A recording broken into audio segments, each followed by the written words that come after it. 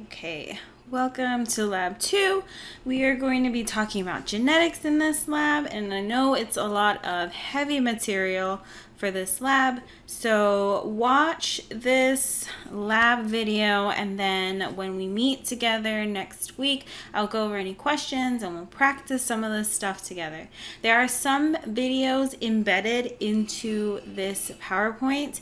I'm not going to play them for the purposes of time and copyright issues and all that stuff. What I'll do is I will leave them embedded in the PowerPoint so you can click on them there, or I will add the links to the end of this module so that you can access them there. All right, so with genetics, we are going to start by looking at a picture of DNA, right? So here we go, DNA, right? So the genetic code of every organism is housed in its DNA. So here's just a picture of DNA for us to look at, right? But the first thing we have to understand, right, before we get into DNA, before we get into protein synthesis and transcription and translation, is what are the parts of a cell, right? Because we have to know where this DNA is housed. What goes on in a cell. And we don't have to memorize every single part of the cell. Don't worry, this isn't a biology class or a molecular bio class, right? We're just going to learn some of these basic parts. So, let's see. So what is a cell? Cells are the most basic units of life. All organisms are made of cells. Some organisms are made up of only one cell. So you can think of like bacteria. Bacteria is a unicellular organism, right? All organisms are made of cells, organisms without a nucleus, right? Those are called our prokaryotes, right? This is just a word that you're gonna have to know, right? Prokaryotes are organisms without a nucleus, right? What we're more focused on and what we want are more, not that we don't care about our prokaryotes, but what we probably are going to emphasize a lot more in this class are our eukaryotes, right? These are organisms with a nucleus, right? Here we focus on eukaryotes because they are the cells that are found in humans, animals, and plants, right? Which is what we're going to focus on a lot more in this class than bacteria. Actually, we won't really talk about bacteria that much. So here's a picture of a cell, and I'm going to go through all the parts of it. These are the main parts that you need to know for the purposes of this class, right? If you go further into your biology, you're probably going to have to know more about these other parts that we're not going to talk about, but I'm just going to talk about the ones that matter for our class. So some of the major parts of the cell include the nucleus, the mitochondria, cytoplasm, and the cell membrane, right? So 1, 2, 3, 4 main parts. There's other parts that we're going to talk about too, ribosomes, endoplasmic reticulum. So there's a few more other parts. So we're going to start with the nucleus. So the nucleus stores our genetic information in the form of DNA, and DNA stands for deoxyribose nucleic acid. This nuclear DNA holds almost all of the organism's genetic information. Together with the environmental influences, the genetic information and those environmental influences, they determine the appearance and the behavior of an organism. Outside of the nucleus, there are various other organelles. Organelles are cell parts, and they have different functions similar to the special functions of different organs of the body. Right? So the first organelle that we're going to talk about is the endoplasmic reticulum. The endoplasmic reticulum is an organelle that holds ribosomes. Ribosomes, and this is important because ribosomes are organelles, they're important organelles for the production of the body's proteins, right? We're going to talk about protein synthesis in a little bit, kind of towards the end of this lab, but just know that it happens within our ribosomes. Next, we've got our mitochondria. Our mitochondria is an organelle that produces chemical power. If you've ever taken a bio class or a, basic or intro to science class and you've gone over cells, you've probably heard the saying that the mitochondria is the powerhouse of the cell. And that's because this is the organelle that produces chemical power for the cell. There's a very long convoluted process of cytolysis, the Krebs cycle, and the electron transport chain. Sorry, I had to think back to anatomy and physiology that I took a while ago, but there's a lot of different processes even within that. It's just, that's just what I remember.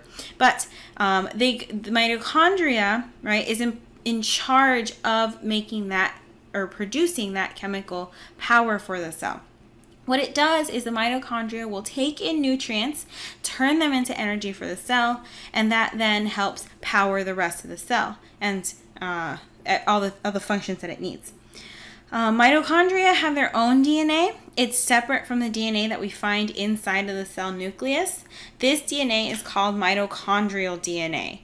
This DNA has been useful in attempts to track human lineages and relationships in the past because it's passed directly from a mother to her offspring, right? Often, if you ever do the genetic tracing like 23andMe or Ancestry.com, they're using mitochondrial DNA to trace our ancestry because it is passed directly from a mother to her offspring, right? The next part of the cell that we have to know about is the cytoplasm. So the nucleus and the cell organelles, they're all suspended in the cell in this fluid called the cytoplasm. The cytoplasmic fluid is what helps give the cell its shape, right? And then the last part that we have to talk about is the cell membrane. The cell membrane, so it is that outer membrane. So all of the above parts, the cytoplasm, the mitochondria, the endoplasmic reticulum, the ribosomes, the nucleus, all the other parts inside the cell, right? They are held together by the cell membrane. This is a barrier that separates the cell from its surrounding. The membrane is semi-permeable, which means that some things can pass through the membrane and others cannot, right? So this is very important to the structure and the function of the cell. Right, so the nucleus, again, holds most of the genetic information in the form of nuclear DNA.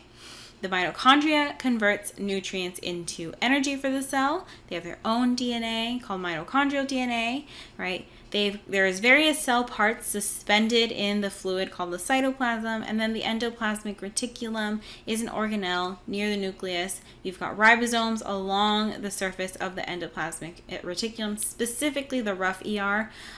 They are important places of protein synthesis.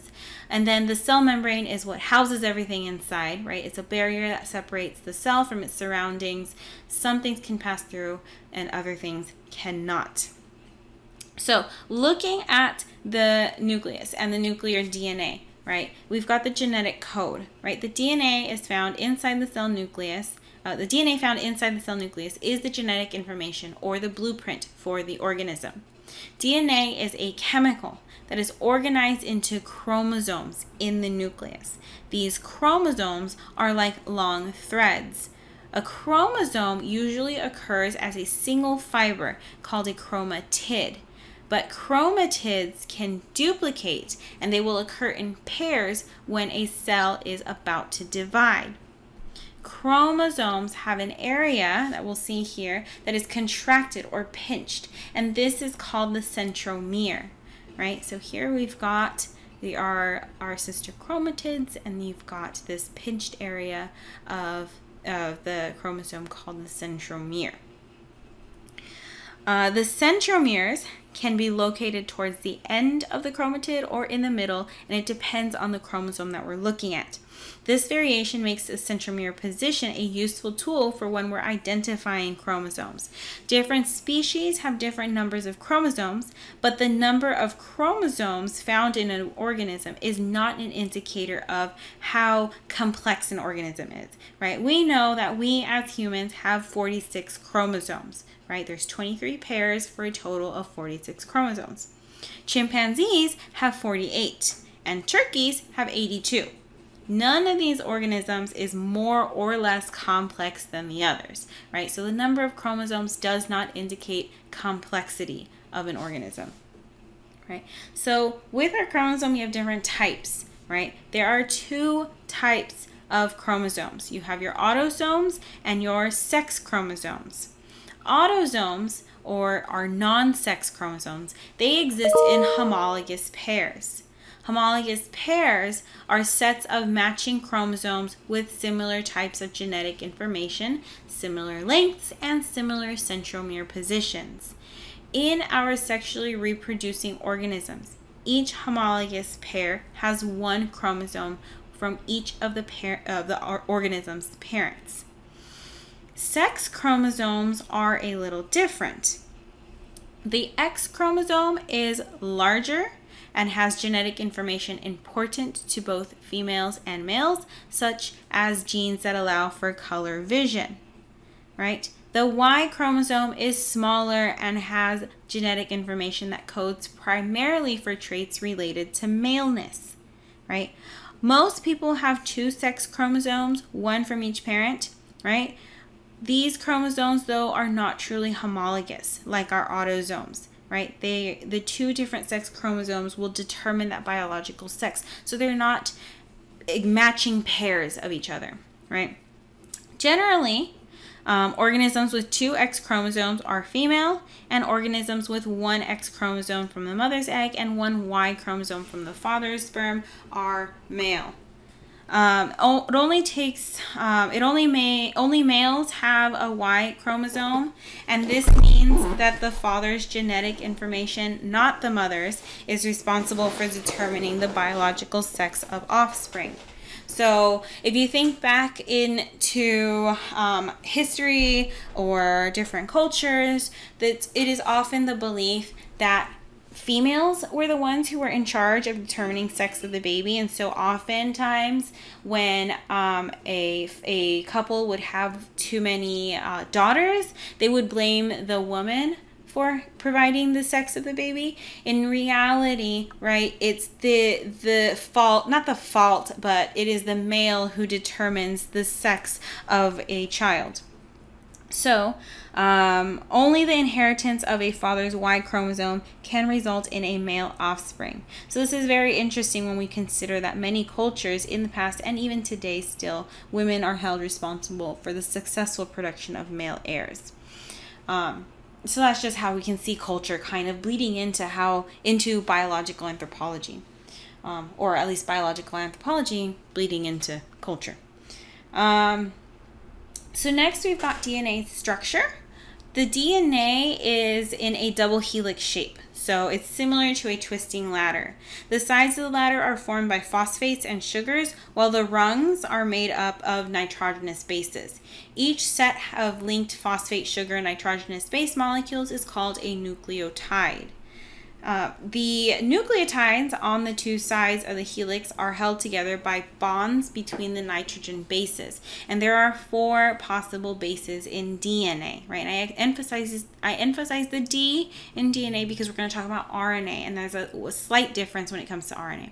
So the 4 possible bases in DNA are adenine, thymine, guanine, and cytosine, and they're represented by ATGC.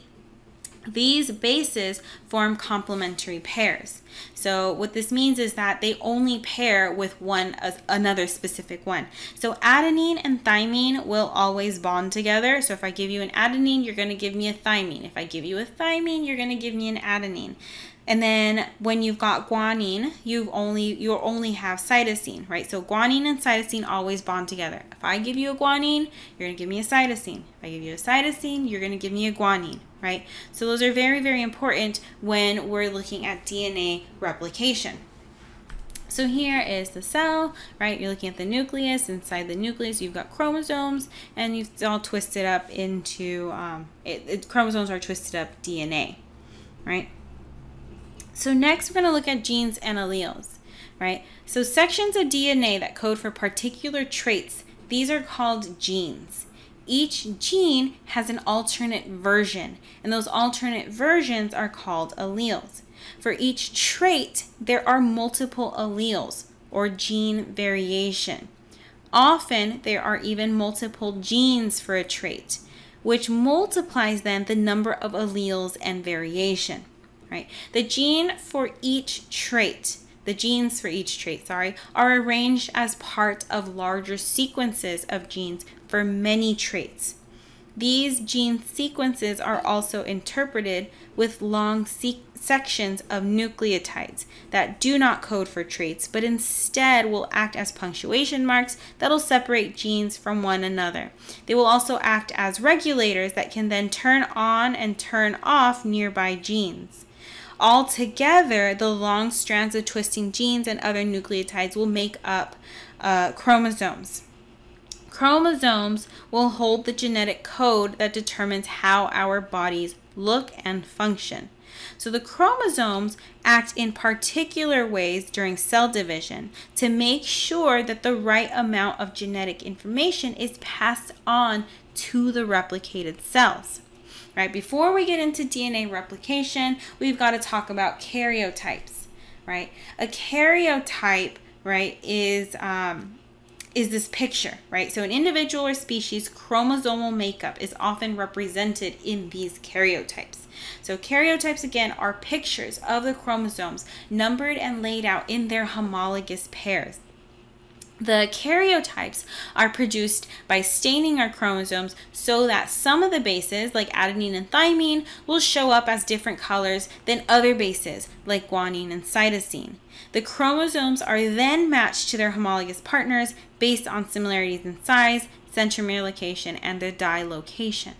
The homologous pairs are then arranged and numbered in size order from largest to smallest. In humans, this treatment results in 23 pairs of chromosomes of different sizes. The sex chromosomes are often distinguished from the autosomes, and they're placed at the end of the karyotype despite their relatively larger size. Karyotypes can be used for a variety of purposes, including identifying chromosomal anomalies or comparing chromosomal information across species for classification purposes.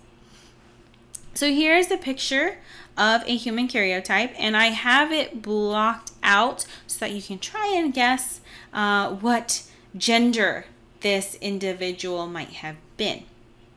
So I'll give you a few seconds. You can say it to yourself. What gender might this person be? Right? And if you guessed female, then you are correct. Right? So this human karyotype shows the 46 chromosomes arranged in 23 homologous pairs laid out from largest to smallest. And if you note the sex chromosomes right here at the end, they're placed at the end of the karyotype. This individual has 2 X chromosomes, so she is female. The Y chromosome usually is about like half the size of the X, so it'll be one big, one small, and that represents the Y chromosome, right? So XY would be male. Next, so here, this is a video that discusses chromosomes and karyotypes. Again, I'm not going to be showing it for time and for copyright issues, but you definitely can watch it on your own, and I highly recommend you watch the videos that I post because it'll really help in understanding a lot of these more difficult concepts in a way that it might suit your learning style better, right? I'm a more visual learner, so I really do well with these kinds of videos helping me learn these materials, right? So, oops, I don't want to play it. Sorry, guys.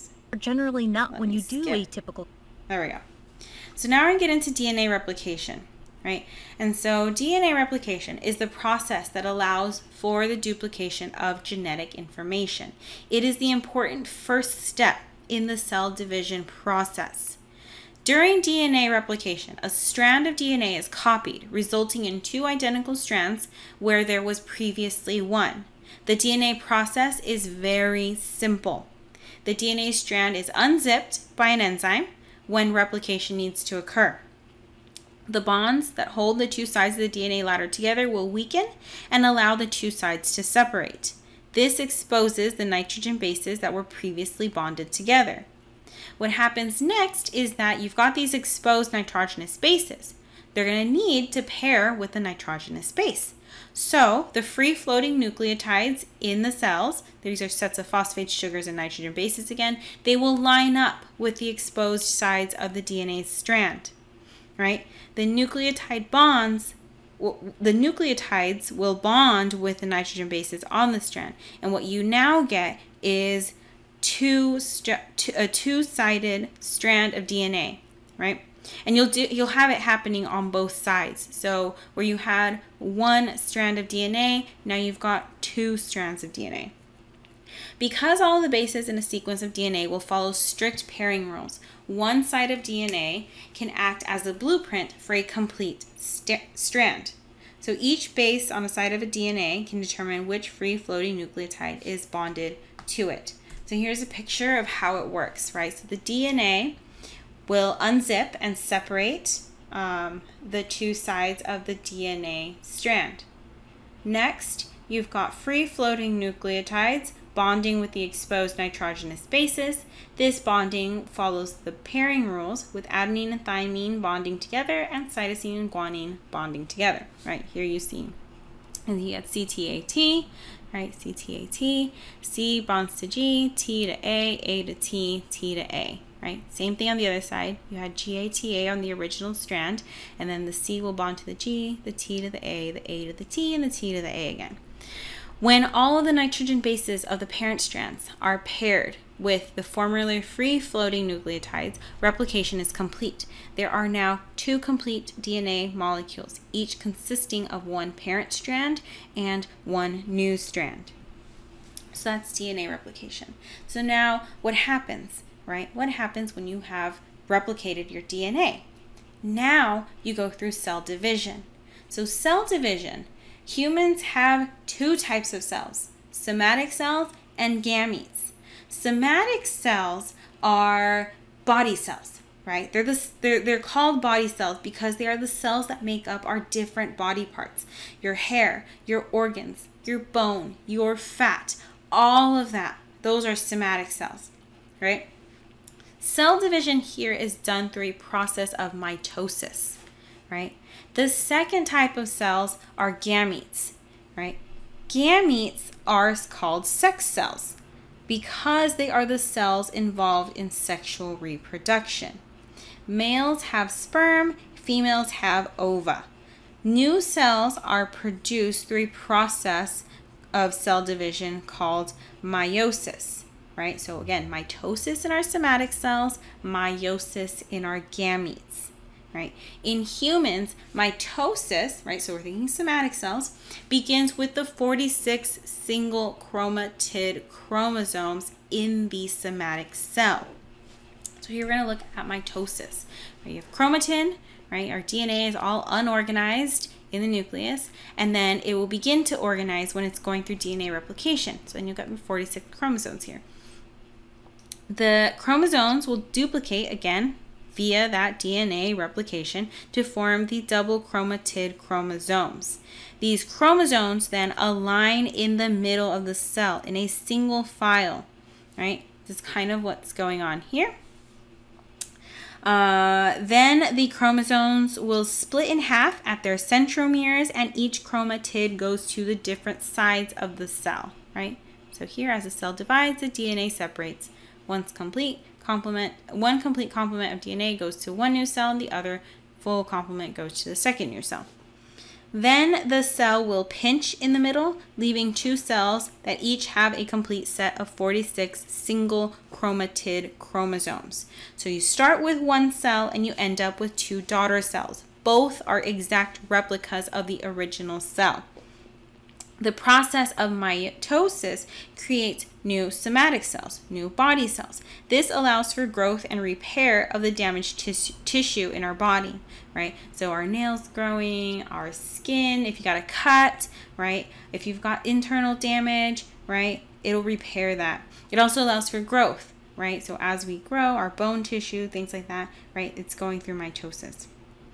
Growth spurts are just, if you think about it, growth spurts are just periods of rapid mitosis, right? You're going super, super fast, and that's what causes your bones to expand, to grow, right? So if you remember back to like middle school, right? I don't know, if you're like me, you were a girl in 6th grade, you were probably taller than your friends, right? If your guy friends, and then you go to like 7th grade and they're all like a foot taller than you, right? They went through their growth spurt. They had rapid mitosis going through. And if you're a guy, then you probably experienced that rapid phase of mitosis. If that's just so you can think about it in an everyday sense. So next, we've got meiosis, right? And this is what we're looking at here. Meiosis is a little different than mitosis. Meiosis, you can think of it as 2 divisions, 2 cell divisions, right? You're going to start with 1 cell, you're going to end with 4. So meiosis is a little different. It begins with a gamete-forming cell containing 46 single chromatid chromosomes. They will replicate to form double chromatid chromosomes, right? So here you've got the parent cell. It's diploid, right? It has 23 pairs of chromosomes. And that's what diploid means. It's 23 pairs. Then meiosis begins, like mitosis. Initially, the cell's DNA is replicated. Our homologous pairs then, right? So here you've got your replication. The homologous pairs, the homologous chromosomes in this stage of meiosis can exchange genetic information with their partner in a process called crossing over, right? Because genetic information is exchanged from one chromosome to the other chromosome, right? So here you've got this chromosome here, right? And then you've got a second chromosome here. What happens is that they will kind of overlap over each other, right? I always think of it as laying on top of each other, right? And they will exchange genetic information from one to the other, right? So this piece here is going to be exchanged between chromosome A, we'll say, and chromosome B. Right here, this little section here was exchanged. And this is like recombinant DNA. After crossing over, the chromosomes will divide for the first time, right? So here is where you've got this genetic material, this crossing over period is where you got this genetic material just mixing up, and this is where you got variation happening and all that stuff to allow for this genetic variation that we have, right? So this is why it's not like the DNA from your dad is always split into one gamete and the DNA from your mom is split into another gamete, right? You can inherit genes from both parents in one single gamete, right? It's because of this crossing over. So after crossing over, the chromosomes will divide for the first time. The double chromatid chromosomes won't split in half like they do in mitosis at this stage. Instead, the chromosomes will remain intact, and the different members of homologous pairs will move to different ends of the cell. Then what happens is that the cell will pinch in. It'll create two cells called daughter cells. And so remember that because of crossing over, the genetic information has been exchanged, leading to new combinations of genes that were not present before. So what this means is that the daughter cells are not identical to the original cells, nor are they identical to each other, right? If you remember mitosis, you start with one cell, you end with two identical cells, right? They're identical to each other, they are identical to their parent cell. In meiosis, you start with one cell, and by the first separation, right, you have two daughter cells that are no longer identical to each other, nor are they identical to their parent cells, right? The two daughter cells here, right, the cell divides, forming two daughter cells. They will now go through a second division, right? The process of meiosis, let me see. Yeah. So each of the four cells then, so you have the cell dividing here. You've got two daughter cells. It goes through the same process again. The chromosomes line up in the middle of the cell, but they're not paired. A second cell division occurs without DNA replication. The chromosomes then are separated into single chromatids, and they're pulled to opposite sides as the cell divides. Each new daughter cell has half the genetic information of the original cell, so they are now haploid. So the two daughter cells, again, let me repeat that. The two daughter cells undergo a second division. The double chromatid chromosomes move to the center of the cell, right? They are lined up, but they're not paired. The double chromatid chromosomes will then split at the centromere, like we see in mitosis, right? And then the single chromatid chromosomes will move to opposite sides of the cell and then pinch at the middle, leaving four daughter cells, right? And they are now haploid as opposed to diploid. So because there were two daughter cells after the first division that then divided again, meiosis results in a total of four daughter cells. Each of the 4 cells has 23 single chromatid chromosomes. They have half the genetic information of the original cell. The process of meiosis creates gametes, sperm in males, ova in females. This is necessary for sexual reproduction, because remember, when the sperm and the ova combine, they're going from haploid cells. When they are fertilized, when the egg is fertilized, it becomes a diploid cell, right? So meiosis is very important to evolution because it results in that genetic recombination, and that's important, and that happens during that crossing over period. New genes are not created. That's something we have to keep in mind. We're not creating new genes. We are just creating new combinations of genes, right? So an important thing to keep in mind is that the division from 1 parent cell to 4 daughter cells is slightly different between males and females. In males, this creates 4 sperm cells, but in females, what it does is it creates 1 ovum and 3 polar bodies, right? So you're getting 1 egg out of this. The polar bodies are then just reabsorbed by the body in general. Okay, so that's an important thing to keep in mind. So now meiosis and genetic recombination. We're going to go over this a little bit more because it's an important thing to know. You have to know this. So meiosis is very important to evolution. Again, I said that's because of that genetic recombination, right?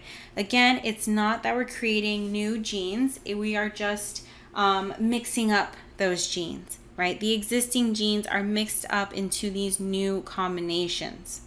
As the chromosomes cross over and the cell is divided, new combinations of genetic information are formed. So one example could be if 2 traits are carried on the same chromosome, they may not necessarily be inherited together. If one of those traits is exchanged with the homologous chromosome during crossing over, the 2 traits become separated. When the cell divides, the 2 traits will end up in different daughter cells, and they won't be inherited together. This process leads to genetic variation, and genetic variation plays a key role in evolution. At the same time, each daughter cell created by meiosis carries only half of a parent's possible genes. So, if a person has only 1 offspring, only half of their genes will be passed to the next generation. If a parent has 2 offspring, there is a greater likelihood of passing on more of the possible genes. However, it's not guaranteed that the parent's entire genome is represented in those 2 offspring, and there will be some genes that are passed on to only 1 offspring and not to the other. Even if a person had 100 offspring, some of their genes would never be passed on to their children because of this genetic recombination. Right? It's constantly recombining and creating different groupings of these genes. So there's another video, right? We're not going to go through it again, but so we're going to go through protein synthesis now. So protein synthesis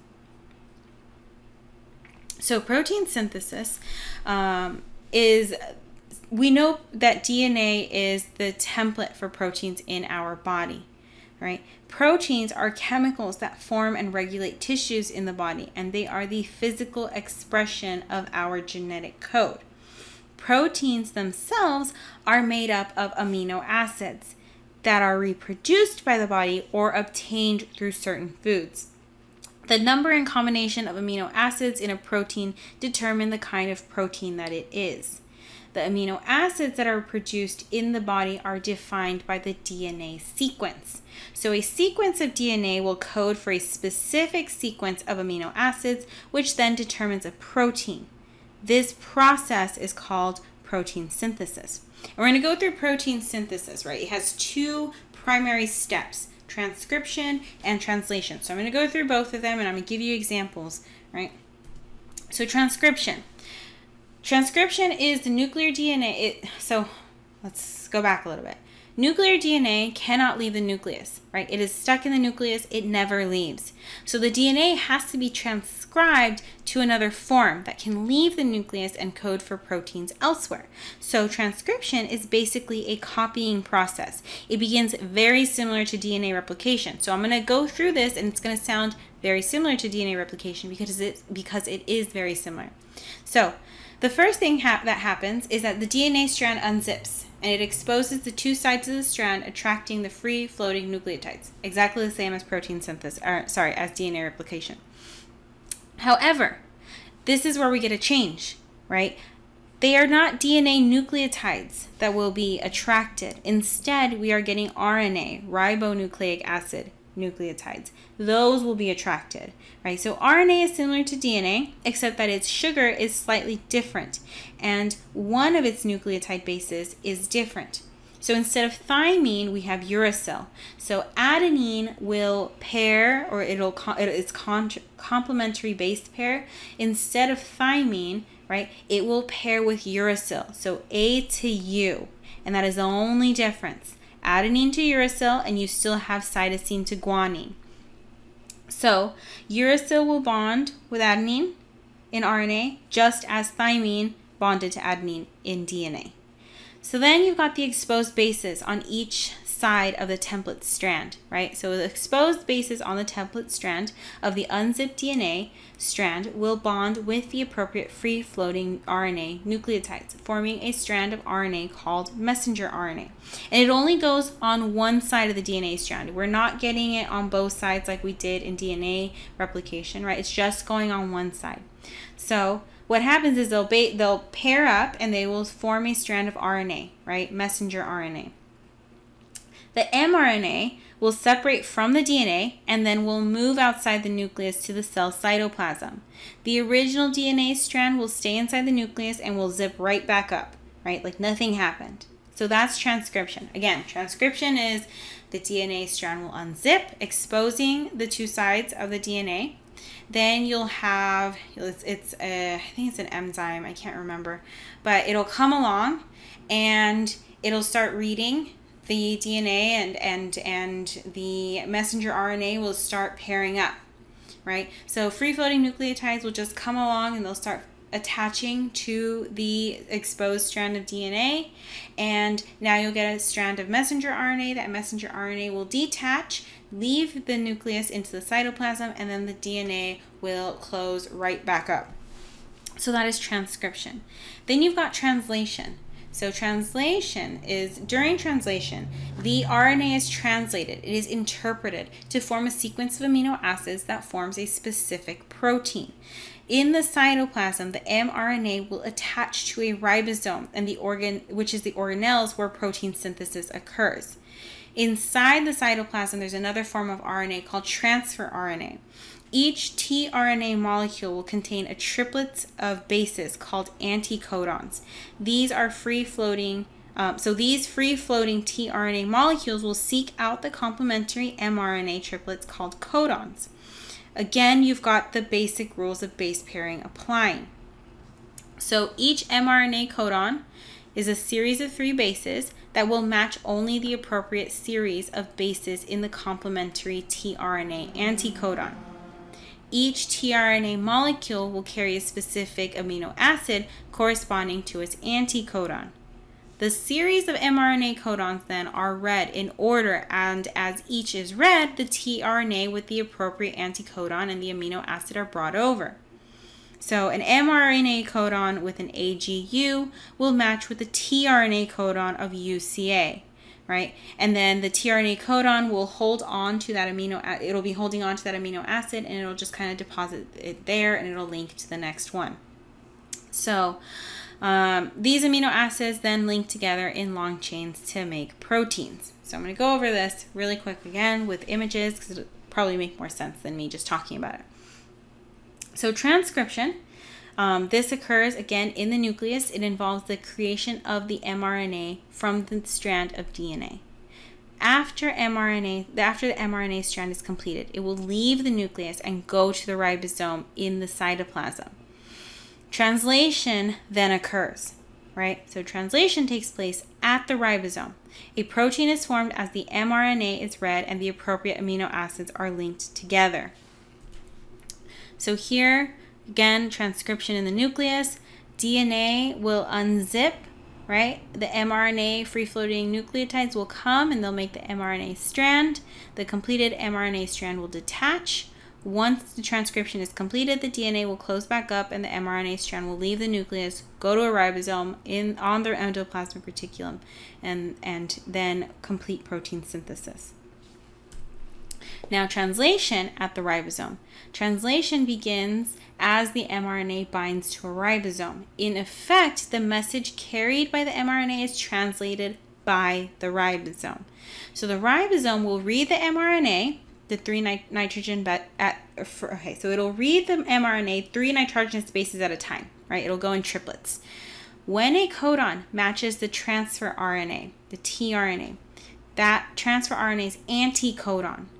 The tRNA's amino acid is added to the protein chain. So here we've got, this AUG sequence is gonna become very familiar to you guys. It's a start codon. So the ribosome reads AUG.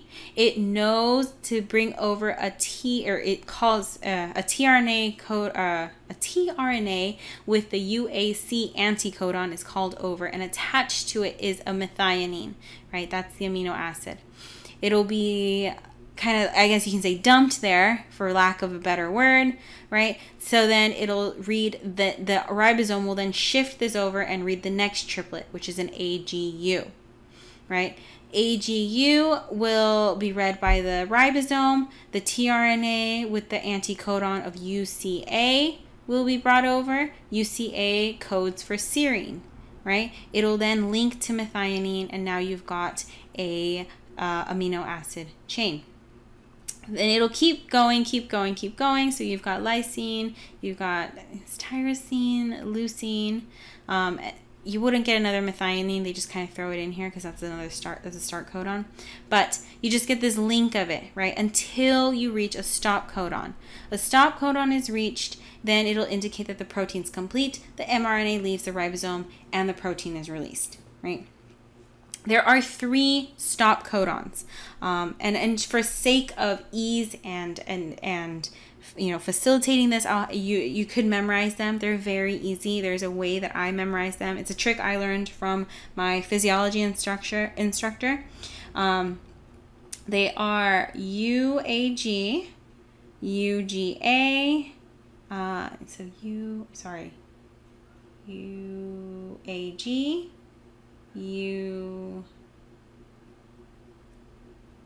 Can't remember them right now.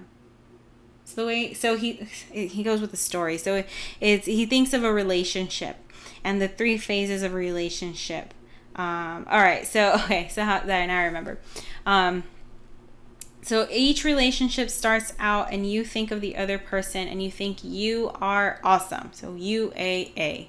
And then you get further into the relationship and you just think the other person is good. So you are good, UAG. And eventually, the way that he says it is our relationship takes a turn for the worse and you go away. So UGA. So those are the 3 stop codons, UAA, UGA, and UAG, I believe. So I know it's like all complicated and everything, but either way, you're going to have a codon chart. You don't really have to memorize it, but if you want it to just make it faster, you can memorize them. So this is taking a look at a tRNA. You can see here how the tRNA looks in this picture. You've got the codon on the mRNA. You've got the anticodon attached to the tRNA, and then attached to the tRNA is the amino acid, right? So the tRNA will bring it over in order to create these amino acid chains. And this is a look at the whole process of transcription and translation put together. The last thing I will talk about and leave you with is the way that I remember the 2, right? And I think of it as cooking. I like to cook, so I like to think of this whole process as cooking. So the way that I think about this is that imagine that you live in the Beauty and the Beast castle, right? And that extensive, beautiful library that the beast has, right? In that library, there is, and say you want to cook something, right? You want to cook, I don't know, let's say croissants, right? And in that library, there, you know that there's a bunch of recipe books, right? Because, I mean, that library is so extensive that there has to be recipe books. So in that library, there is recipe books for the various different cuisines of the world. The only problem is that these recipe books are written in the original language of that country. So croissants, French, right? And the problem here is you don't speak French. So, and the other thing you have to keep in mind is that these recipe books are every recipe of that culture in one book. So you can imagine this book is very, very, very large, right? So the first thing you're going to do is you're going to go into that library. You're going to find the book, right? You can think of this as, you know, going and finding the DNA sequence, right? You're going to find the book and you're find the recipe that you're looking for. Finally, you happen upon the page for croissants, and it's not like you can take that book out of that library because it is very large, right? And so what you do is just really quick, you write down the recipe word for word in French, because you don't have the time to translate it in the library. You just kind of want to get to the kitchen and start, you know, making your croissants. So that would be transcription, right? You're transcribing that recipe word for word in French. Then you're going to leave the library, right? Because now you've got the recipe on, say, a 3x5 index card. You were able to write it down there. So you're leaving the library. That's the mRNA leaving the nucleus, right? And you go to the kitchen, right? That would be going to the ribosome, right? And in the kitchen, that's where you're going to start translation, right? And you're going to start translating, and you're going to see, okay, the first thing that you need is butter, right? You're going to need lots of butter. So you're going to start, you know, and that would be tRNA, right? So you're the ribosome, you're reading the recipe, right? You're reading the triplet of codons, right? And then you need butter. So say you've got someone in the kitchen helping you, they're going to bring you the butter, right? So that person would be the tRNA bringing over the amino acid. Next, you need flour, I think you need water. I don't know, I don't make croissants, so I should have picked something that I know better. But you get the idea, right? So finally you reach, okay, you got all your recipes, you put it all together, you follow the instructions, you put them in the oven, you did all the folds and everything like that. Now finally, the stop codon would be bake at, I don't know, whatever degrees for a certain amount of time, take out of the oven and enjoy, right? That's your stop codon. Your finished product is those croissants, right? So I hope that little, I guess, visual helps remember transcription and translation. We will practice doing transcription and translation together on Monday when we see each other. So don't worry too much. Do the labs still. I want you to try doing the labs. And I'm not going to really focusing on correctness. I just want to see that you try them and you attempted them, right? We will go through them together. If we don't go through the labs together, we will at least practice enough so that you feel comfortable doing them on your own. So that's it for this lab. After this, I think it's just videos on transcription and translation. Definitely watch those too. It'll really help with the labs. Okay? So I will see you guys on Monday.